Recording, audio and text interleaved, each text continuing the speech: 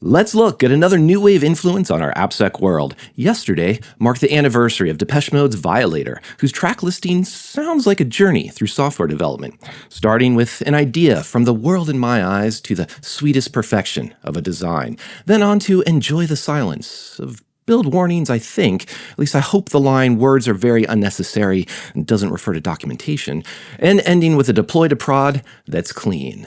I just can't get enough. Which means this week we chat with Josh Goldberg about bringing security to JavaScript through TypeScript and a developer's view of AppSec. In the news segment, Outlook passes the hash. A modem is on the hook for an RCE, a look at the OpenSSH sandbox, and more. Grab a synth and stay tuned for Application Security Weekly. This is Security Weekly, for security professionals, by security professionals. It's the show to learn the latest tools, techniques, and processes necessary to understand DevOps, application security, and cloud security. Your trusted source for the latest application security news. It's time for Application Security Weekly. Imperva is the comprehensive digital security leader on a mission to help organizations protect their data and all paths to it. Only Imperva protects all digital experiences, from business logic to APIs, microservices, the data layer, and from vulnerable legacy environments to cloud-first organizations. With an integrated approach combining network, application, and data security, Imperva protects companies ranging from cloud-native startups to global multinationals with hybrid infrastructure. Start a free trial today and quickly protect your web applications at securityweekly.com/Imperva. This is episode 233, recorded March 20th, 2023. I'm your host, Mike Shima. I'm here with John Kinsella. Hello, John. Good morning. I have to say, Violator was the first CD I ever got, so I'm going to have that in my head now for the next 3 minutes. Oh, this is an excellent thing. And it was 1990, so it's a new wave band, but we've perhaps moved out of the new wave era and into John's CD collection. I love it. We're also here with Akira Brand. Hello, Akira. Hi. I gotta say, I would like to also see more things in John's CD collection, so maybe he can enlighten us a little bit later. It's gone. I haven't had a physical CD select collection in at least a decade, but I'm sure we can talk about what's in my playlist. How about that? We'll bring it back to playlists for sure, because while you're thinking about playlists, think about joining us at an upcoming official cybersecurity summit in a city near you. This series of one-day, invitation-only, executive-level conferences are designed to educate senior cyber professionals on the latest threat landscape. We are pleased to offer our listeners $100 off. That's like 5 CDs, I think. Admission when you register with code SECWEEK23. Visit securityweekly.com/cybersecurity summit to learn more and register today. Josh Goldberg is a front-end developer with a passion for open source, static analysis, and the web. He's the author of Learning TypeScript and a full-time open source maintainer who contributes regularly to TypeScript and open source projects in its ecosystem. His past work includes spearheading Code Academy's uses of TypeScript and helping create its Learn TypeScript course. Also, architecting rich clients applications at Microsoft. His projects range from static analysis to meta languages to recreating retro games in the browser. Hello, Josh. Thank you for joining us. Thanks for having me. It's good to be here. I, too, am interested in all your CD and music collections. Excellent. Well, we will definitely interrogate John more about this. But Josh, you've joined us, obviously, to talk about TypeScript. I might have repeated that a couple times throughout the intro. But I also want to highlight you are possibly one of the first full-time actual developers who's joined us on Application Security Weekly. So I'm just going to plant the seed here that within AppSec circles, there's this bunch of AppSec people that get together and they say developers don't care about security. So no pressure, but I think you're here to prove us wrong. Your entire opinion of my area is going to be based on how I perform in this interview. Great. No pressure. Absolutely. No pressure. But setting that aside and terrible mythologies about developers, we do have you here to talk about TypeScript. So maybe let's just kick it right off about we'll talk about you in a second, but what exactly is TypeScript? Why are we even talking about this right now? Sure. TypeScript is a superset of JavaScript. That's the technical term. The practical term is TypeScript is a language that compiles down to JavaScript and lets you write code that looks a lot like JavaScript, but is a lot more safe. It's safe in terms of typing, as in you can annotate what things are supposed to be, and then TypeScript will yell at you if you mess it up. And it's safer in terms of documentation, in that because you can write in your code what things are supposed to be, it's a lot more readable and clear for other developers what you've been trying to do, which sounds very generally useful, and it's definitely useful specifically for security as well. Okay, so I've got a dumb question, and I mean this partially seriously. This isn't trying to be a funny haha, but how often do you have folks who come up to you who aren't familiar with TypeScript ask what does typing have to do with it, like keyboard typing? Wow, you might actually be the first. Really? Wow. Okay, maybe it is a dumb question. I think it's an unusual question. I wouldn't insult it. Excellent answer and a good lesson that AppSec people can learn from. And unusual questions are wonderful. But Josh, I think maybe riffing a bit on what John was pointing out there. Okay, you're perhaps TypeScript makes us type a lot more with our JavaScript. I just wanted to write JavaScript. Why do I have to dangle all of these things to describe it and do things that you kind of already beat us to the punch? I think it's like, okay, it's fine. It's going to be safe. It's going to be clear documentation. It's going to be help with like maintainability. Do I have to type all these things just to get safe, maintainable, readable code? Well, I don't know about your neck of the woods, but in my areas, there's a somewhat lower general opinion of JavaScript code. JavaScript code has a tendency to be sloppy and hard to manage at scale. So no, you don't have to do a lot with TypeScript. In fact, TypeScript works best when you use it minimally, when you write the code you're going to and then only add types where things aren't immediately clear or inferable by TypeScript. But the more you lean into these better things, the type systems, and then tooling that works on TypeScripts, the more it can work for you. So there is a little bit of an upfront cost of typing things out, adding some complexity to your build and such. But the benefits are almost always significantly better than the drawbacks. Okay, so I'm glad you mentioned there's always perhaps that uplift, some changes to build system, but let's keep people in suspense for that part of the moment and talk about why we should be adopting it and lean into that a bit more. Tell us a bit more about like what kind of safety security does it bring to us? For example, with JavaScript, with front-end development, cross-site scripting, that's a nightmare. Do I say we're going to write this in TypeScript and now we've solved cross-site scripting problem? What sort of problems are we perhaps solving here? Well, I don't think there's any one silver bullet to security. If there's one thing I've learned from this podcast, but TypeScript helps you document best practices, and it helps you explain what APIs to use. That's kind of a soft push in the right direction. But I think the places that TypeScript really does well, and generally modern web dev tooling really do well for security, is we can write a lot better static analysis or developer tools to help people write better code. So an example is I was working a long time ago on an app that had a lot of controllers. Each controller was the class that received a request and then routed it to the appropriate logic in the server. And the controllers were written in an insecure way. There was a lot of raw text manipulation, the type of stuff that makes security analysts rich. And we wanted to migrate to a new pattern. In just JavaScript or just an untyped language, it's kind of difficult to do code mods. You never know, like just off the text of an identifier of a variable name, what it's used for, where it's used. But when you add in typing, when you add in kind of a more rich type system, it's possible to write much more intelligent code mods that can migrate you to newer things at scale, or let you know, hey, you've got this old pattern in this specific case that will be an issue. So that to me is kind of the better gist of it.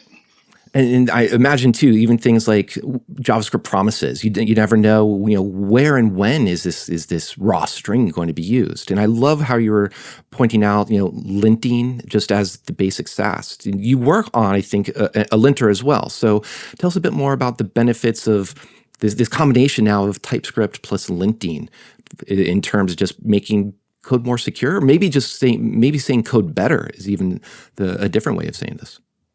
Yeah. So a linter is a tool that looks at your code and lets you know when there are things that are probably wrong. This is different from TypeScript, which is a tool that looks at your code and lets you know when things are almost certainly wrong, which is a different class of errors or warnings as some people configure it. But they're both really interesting and useful on their own. So yeah, bugs are oftentimes a security issue. If you send an endpoint request that causes the endpoint to crash in some horrible way, that might be a security issue. And TypeScript is really good at helping find bugs.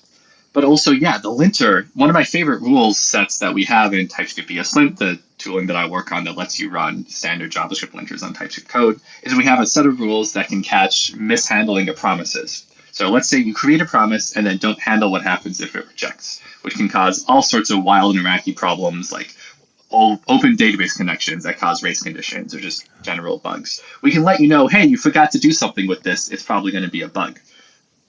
Without running your code at all, just pure static, the linter. Yeah, and avoiding bugs just already sounds like a compelling benefit in terms of just avoiding time or wasting my time or having to spend my time, I should say, finding those bugs. And I started off this conversation kind of with an idea that JavaScript, front-end development, cross-site scripting, but JavaScript lives everywhere. It lives on back-end as well. Is there a difference between front-end, back-end JavaScript development that TypeScript perhaps is more beneficial in some way, or you have to look at it perhaps differently? I don't think so. I think it used to be that front end was a little less professional in a lot of people's perception than back end. That back end development was the real stuff, and then we were doing all sorts of wild and wacky stuff on the front end. But these days, both have developed pretty good tooling and pretty good practices. So you have standard frameworks and libraries on both ends that are very analyzable with TypeScript and other tools. So no, I think it's kind of applicable everywhere. Universally good. Universally good. I like that. And then, so speaking of, we have this JavaScript that doesn't do enough or doesn't even have the concept of types, and that's therefore we have TypeScript to come in with us. Are there aspects of JavaScript that you wish were used more, or is there a way to write JavaScript to better enable TypeScript or be more secure? I think one of the good characteristics one can strive for to make code secure is that the code should be analyzable or greppable, as the old folks are. Pardon me, as the older terminology goes. Pardon me. I think one of the attributes of code that makes it better for security is that it's more greppable or searchable, as the terms go. The more searchable your code is, the more you can run tooling on it, and the easier you as a human can modify it. So it's not that I wish people use particular areas of JavaScript more. I just wish we did fewer wild and wacky things, stuff that's hard for TypeScript or other systems to understand. There's a lot of code that creates objects and then modifies them all over the place and does weird stuff, and that's just hard to work with. Okay, yeah, I was going to ask, what are some of these wild and wacky things that would look like either that TypeScript can't deal with now, or that you actually and people like you are working on to make TypeScript more robust? This is a little low level, but let's say you have a function in code, and the function takes in an object and then returns a resultant object based on that original one. And that resultant object has all the same fields as the original one, except their names are changed in some way. And if something is true about the fields in the original object for each of those fields, then the resultant one is different, and so on and so forth. The more difficult it is to explain a particular area of code, the more difficult it will be for a human entering the code to understand it, and the more difficult it'll be for any type system, such as TypeScript, to model it. So I wish people would write simpler code, stuff that's easier to understand. And I realize that's a pretty general answer, but I think it's pretty universally applicable too. No, I think simpler code, or perhaps I like the other aspect of it, just easier to understand. Perhaps complex code can be written more understandably. But let's actually start talking about those developers now. So I think you've built a good case for why TypeScript is necessary, why it's helpful on helping perhaps clean up, making safer, more readable JavaScript. But that's a lot of typing, as John pointed out. How do we convince some developers to add something new to their build process, to their build chain, and ostensibly learn a new language or a new-ish language to them? Ooh, I love this question. And I like answering it in the abstract. You have a new tool. How do you convince people to use the new tool? Whether it's some small little shiny utility or a complete new rewrite. Instead of C, go to Rust or whatever. Mm-hmm. Well, in general, you need to convince yourself that the tool is right. And how do you do that? You need to identify what the problems are that you're actually trying to solve, the relevant problems for your team, the people you're trying to convince, and how the tool fits into that. Once you understand the problems and how the tool fits in, then you can bring the team, the people, to the tool. So for TypeScript, the problems it solves are code bugs, which are always bad, everyone hates them.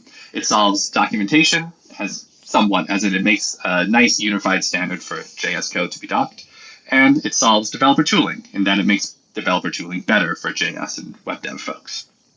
And the vast majority of teams I've interacted with who work in any language have all three of those issues. They have bugs, they have poor documentation or cross-team communication, and in general, something like TypeScript would help them.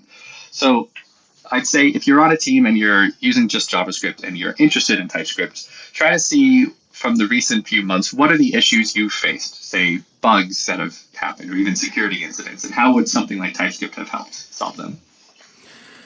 Then I love the reasoning behind that now, but there's also now the technical, just the work. We've got to change, update our build system and just figure out how do we start using TypeScript? Meaning, does it make sense to just start sprinkling a function at a time, a little bit of TypeScript here and there? Do we still get benefits? How should we just set aside an entire sprint, an entire month to go put types everywhere? What's a good process for actually inserting it into our code? Type all the things. Yeah, one of the advantages of switching to something like TypeScript, which is an augmentation on top of an existing language, rather than a completely new framework, runtime, etc., is that you can generally do it incrementally. Most teams that adopt TypeScript these days do it piecemeal. They'll run a search on their code to figure out which files are not imported by any other files. They'll basically do a graph search on the code. And then they'll convert those leaf nodes first, which oftentimes ends up being the utility functions, or in front end, the design system, like the buttons and form components. That's also really nice because those edge nodes tend to be the more simple things, which means you're not learning the advanced TypeScript concepts that take a long time to understand your first week of converting. And thus is really good fodder for pairings when someone who's a little more experienced works with someone who's a little less experienced, which is something I always recommend for any mass conversion. At Codecademy, it took us quite a few months intentionally to convert TypeScript. We didn't just drop everything and type all the things. We did it at the same time as a bunch of other initiatives. And in the meantime, we built up the team understanding of the language and how to use it right.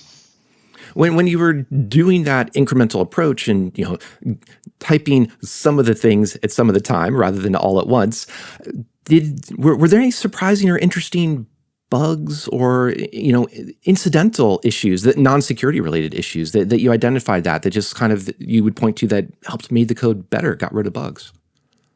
Oh yeah, I have never seen a conversion to TypeScript of any reasonably meaningfully sized code base that didn't uncover some bugs. It's great because it helps my case for TypeScript, and it's very frustrating knowing how many large JavaScript code bases there are out there. So then I'll ask the same question, but now from a different perspective. Is there any reason that you wouldn't want to adopt TypeScript? Are there some edge cases, some things, here's some landmines or your metaphor of choice for why it might be dangerous? I'm trying to think of what my metaphor of choice would be in this situation. The sticking points, the thin ice. Every tool has drawbacks. For TypeScript, the one that we already mentioned is the typing. It's not supposed to be a lot of extra effort. Generally, you shouldn't be doing a whole lot of typing out to indicate things explicitly, but there is a little more effort. So if you're in a big rush and you don't have the time to learn all this new syntax, and the project isn't supposed to live a very long time, if it's just a few days or weeks as a script, it's not some long-lived thing, then maybe it's not worth it. I generally go by a rule of 3. So if a project is going to be worked on by 3 or more developers, and if it has 3 or more files, and or if it's going to live maybe 3 weeks or longer, then probably consider TypeScript. But that cost of having to learn the thing and then increase build system complexity a little bit for it, and having to type stuff out and fix any bugs is non-zero and something you should definitely consider. Josh, I have a question for you. You're also an author. You wrote a book called Learning TypeScript, from what I understand. Yes. And so we're talking about, teaching these developers TypeScript. What are some ways to get people up to speed very quickly? Well, I think you just answered your question. Buy my book. Excellent answer. Yes, thank you. No, it's a good question. I think people are going to learn the stuff that they are both motivated to learn and have the time to learn. And I think a lot of people make the mistake of trying to take a team and tell them to go learn a thing. Go be secure. stop making P0s, or go learn TypeScript, start being type safe. And that's it. But what you have to do is you have to give them the time and you have to give them the motivation. So a common strategy I've seen for, let's just say, TypeScript is the team will attend some fun presentation or go to a conference about it on day X, days X plus 1 through X plus 10. They'll have 20% time to go learn TypeScript and a lot of pairings together. And then day X plus 11, they are now excited and interested in it. But it's hard to answer the question because I think it really depends on the team and what you're trying to solve with the tool. Well, as a follow-up to that, in the book, you had to make some decisions, I assume, about, just a table of contents, what to present to JavaScript developers. So what was your thought process on the areas to present to JavaScript developers to emphasize this is what TypeScript is going to look like, or this is how to use TypeScript? What were the pain points you identified that you wanted to answer in that book? So whenever you're teaching something new, it's a good idea to figure out what are the end goals and what are the prerequisites. What are the things you want people to leave knowing? And what is the stuff that just you need to know to enter the discussion in the first place? And I wanted to make the book applicable to as many JS devs as possible, so I just made JavaScript the prerequisite. Side note, it's really hard to teach two major concepts at once. So I would not recommend anyone try to write a book that teaches both JavaScript and TypeScript in under 400 pages. So within that constraint of you only need JavaScript, you don't need to be like a PhD or CS grad, or you don't need to know C# or anything. The major points of TypeScript that are important are how to integrate it into your existing processes, whether that's like a Vim or a VS Code user and your build process, which is stuff that I'm mostly left to the actual tools that people use because they change so much. And then the concepts of the language itself, which is really what the book dives into. And within that, the concepts of the language that are important are the core type system foundations. What is a type system? How does type narrowing work? All these really cool concepts that inform day-to-day development. And then the specific syntax features for the most commonly used JavaScript stuff, like functions, variables, arrays, classes, that type of stuff. And then at the very end, I also sprinkled in some of the fun TypeScript features that don't get used quite as often, but I think are still really nifty and good to know. Because TypeScript's type system is Turing complete. It's a whole language. You can do all sorts of metaprogramming in it. It's great. You should never do that. So another of the questions that comes to mind if someone's working on teaching something or writing a book or an article is who's the target audience? So I'm curious, when you were writing this, who are you? And I think part of where I'm coming from here is there's an idea that people want to get into coding, say learn JavaScript, and we got these quote unquote bad developers out there.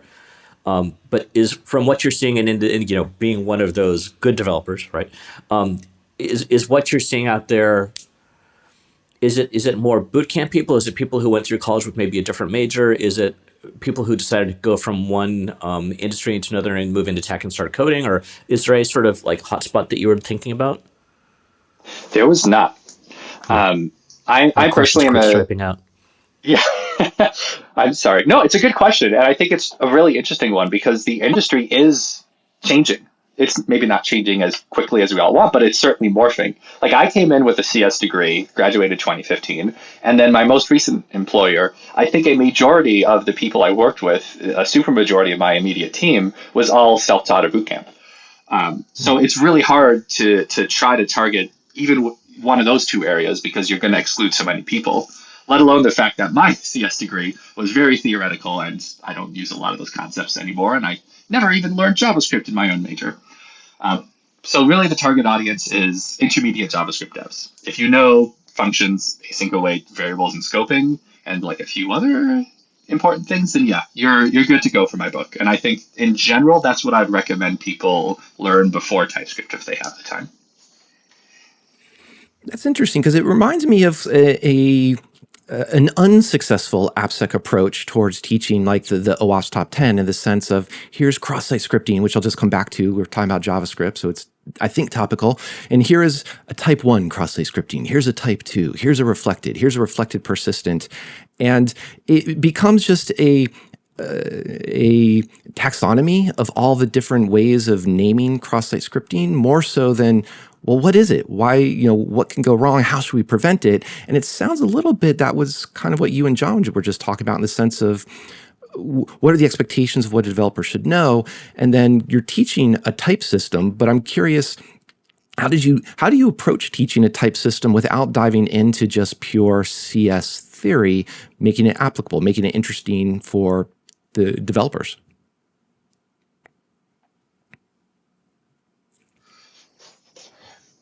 I like the way you're phrasing the poor way to teach OAuth, which is to just show a bunch of terminology and go learn it. People don't learn when you tell them that they're supposed to. They learn when they think that it's beneficial to them, when they have the motivation and time.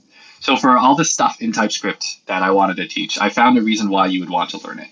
Like the concept of type narrowing, where inside of this statement or some other condition, if TypeScript knows a variable is a more specific type than previously, then it treats it as such. I showed a case where, in code, this variable is clearly a more specific type in the if, and TypeScript should let you do a certain thing. Thus, you need type narrowing. Also, I think there are a lot of developers who like stuff because it's cool, but what drives them to think that something is cool is oftentimes motivation of usefulness. Like for me, I think TypeScript is really cool because it's really useful, that there's so much stuff you can find in JavaScript code because of it. So I try to kind of tap into that sense of wonder. And I realize a sense of wonder is perhaps not the most measurable benchmark for coding, but it made me happy. And I think it shows in the book, I hope. Well, it definitely... I was just going to say really quick, I think that's super interesting. I mean, you think about, I always use the example, you get the junior developer on the team who's like, every Monday morning they come in starry-eyed with like, look at this new framework I found over the weekend. And yeah, if you can, I mean, that's actually a really great idea for all of us, is like, how do you tap into that energy and wonder? That's sort of cool. Yeah, those junior devs are seeing things that are solving problems they never even knew existed. Wow. Yeah. And then you've been here thinking, I've solved this problem for the last 5 years in this team. That's what they pay me to do. And of course, I'm bored of this. How can we put music on a circular disc of plastic? No, but Josh, I think it's part of the wonder. It clearly comes out just in your personality, the way you're answering these questions too. I think that also, I want to just highlight as a way of being teaching, being expressive, being engaging for an audience as well. I think it's probably harder to capture in a book, but that can come through within a style. And here I want to turn a little bit to talk about your interactions with AppSec teams. I did make a joke at the very beginning that there is a very pernicious, terrible myth or phrasing in AppSec that developers don't care about security. I'm curious, if developers get together, what myths or what statements do they have about AppSec teams? And what's been your experience working with AppSec teams, both good and bad? I think the low-hanging fruit to answer that question would be, well, we think you don't care about us. I've had, honestly, pretty good experiences. Yeah, I don't have any complaints. I think I haven't worked on places that have built up enough bad practices, at least around me, to have experienced those pains where, like, you hear these horror stories of AppSec comes in, stops development for 6 months, and then everything is secure, supposedly. I think Akira actually had talked about this at a conference recently, at that conf, how you want to work together. You want to make sure that you're working on processes and personal relationships that benefit both sides, where AppSec needs to understand what's happening on the dev side, and the dev side needs to understand what's happening on the AppSec side and the motivations for each.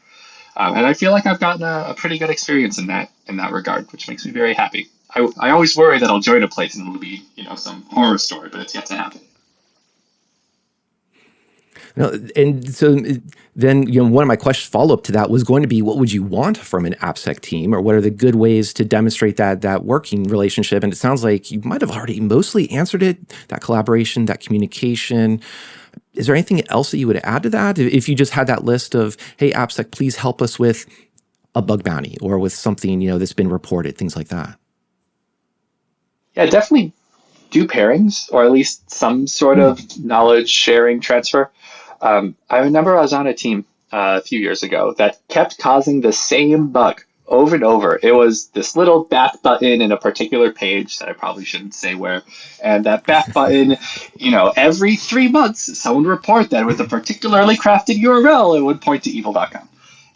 And it happened because we would, on the team, receive the bug report, fix the thing, and then move on. We didn't set up any processes. We didn't understand how they were finding these particular URL reports.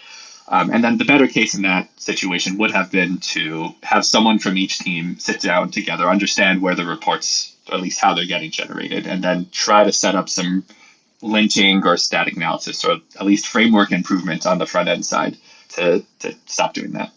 And honestly, in my experience, if the same bug happens multiple times, it's a framework issue.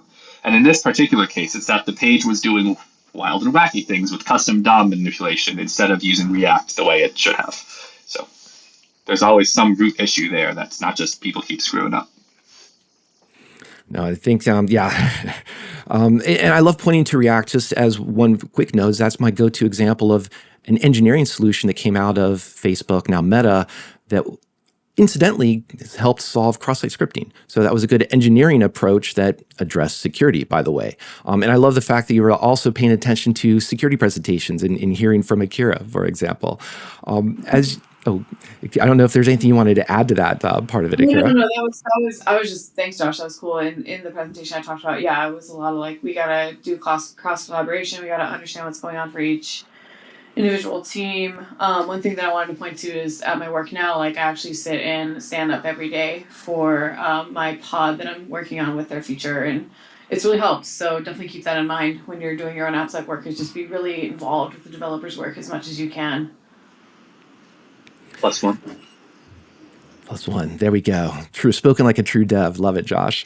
We've got, want to turn our heads, our gazes towards the future. If you were to write a sequel to the book, or if you were to wave a magic wand and a year from now you see people are writing JavaScript differently or using TypeScript everywhere, is there a way that you would move the industry towards? And here I'm thinking of also trying to bring in, like, there's WebAssembly that we haven't talked about as well in terms of front-end development, these types of things. Oh, I'm going to exercise self-restraint and avoid answering that last bit because I'm very excited about WASM and all this. But for TypeScript, I wish people would use pre-made templates that have good tooling built in more. I see a lot of people taking their own approach. I want to do everything perfect and custom to my needs, so I will build it myself. And much like in security, building it yourself is almost always wrong. It takes you a lot of time and you might learn a lot, but you'll end up with something that's probably not as good as if you just go with the recommended templates. And this is particularly painful to me because I work on TypeScript ESLint. The tooling lets you run ESLint and prettier in TypeScript, and very few projects I've seen fully configure us to maximum potential. We've got a whole lot of rules, lint rules, that can find a lot of great stuff in your code, and people just don't turn them on. So I guess the large answer is use tooling properly, and the small answer is use specifically my tooling properly. Come back to that, but you clearly perked up talking about WebAssembly. So we can't let that go by without just give us a hint. Where does that excitement come from? What's the cool parts of WebAssembly that got you to smile like that? Well, as much as I love JavaScript and TypeScript both, they're not the best language, and they won't be the best language for sure in, say, 30 years.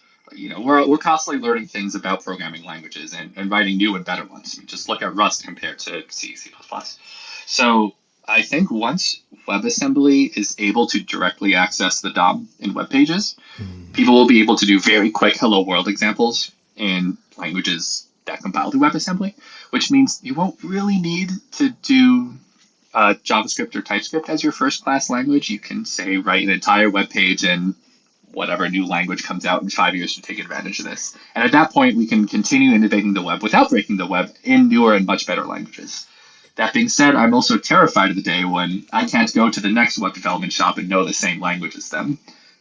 Once we're past TypeScript, who knows what it's going to be. I'm going to suspect part of the retro games and browsers is a reason for seeing WebAssembly, because you get some good old school FPSs in there. The sad thing is I did my game engine and stuff before WebAssembly was really popular and well supported, and it didn't use it. And at this point, it's too far developed, so I can't go back. All right, well, let's talk about something that maybe is more developed, which is TypeScript. Should I say it's a spec, a language, and the linting. And the reason I say that is, what should we be looking forward in the next couple months, next year? There's some cool new releases coming up, either on the TypeScript side or linting. Yeah. So I don't work on TypeScript core itself. I just contribute to it once in a while, and honestly, not as much as I should to say regularly. But TypeScript 5 just came out on time of recording, and that release, they did a wonderful job of streaming the engine down to much smaller size, so it's a lot faster and loads a lot quicker. They also added support for JavaScript decorators, which is a language feature that's been very contentious for a long time. On TypeScript ESLint side, though, the thing I actually do work on, we are about to release a V6. It's currently in beta, a new major version, which has some performance improvements, some nice quality of life configuration option fixes and improvements, and then just a lot of small features. So I'm really excited about it because I think it's going to pull together a lot of nice stuff that people have been asking for a while. Excellent. Faster, better, turn on all the rules, make Josh happy. Another thing, Josh, to make us happy, we always ask each of our guests to describe AppSec in 3 words. And I'm really curious from being I think our first developer on here, what's your take on this response? Ooh. Mess up less. Sparkle emojis.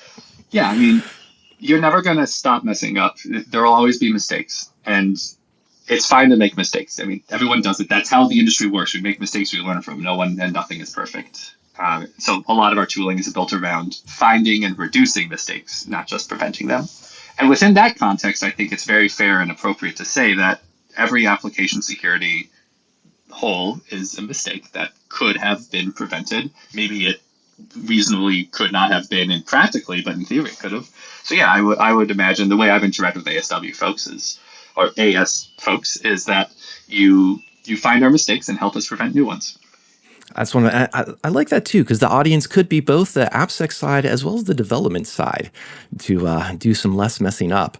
With that, any final thing you want to point out to? Where should we find your book? Any upcoming talks or discussions that you've got, Josh? Ooh, well, learningtypescript.com is the book. TypeScript-ESLint.io is the tooling that I work on. And you can find me on all sorts of socials, Twitch, YouTube, Twitter. My Mastodon server is Fostodon, and joshuakgoldberg.com. It's all Joshua K. Goldberg, except for LinkedIn. Awesome. And we will have all of those links in the show notes as well. So you can find him after this, whenever you like. I want to say thank you, Josh, for joining us. This was a fun conversation. Thanks for having me. This has been great. Also want to thank John and Akira as well. Thank you to all of our listeners. We're going to take a quick break now and return with news of the week.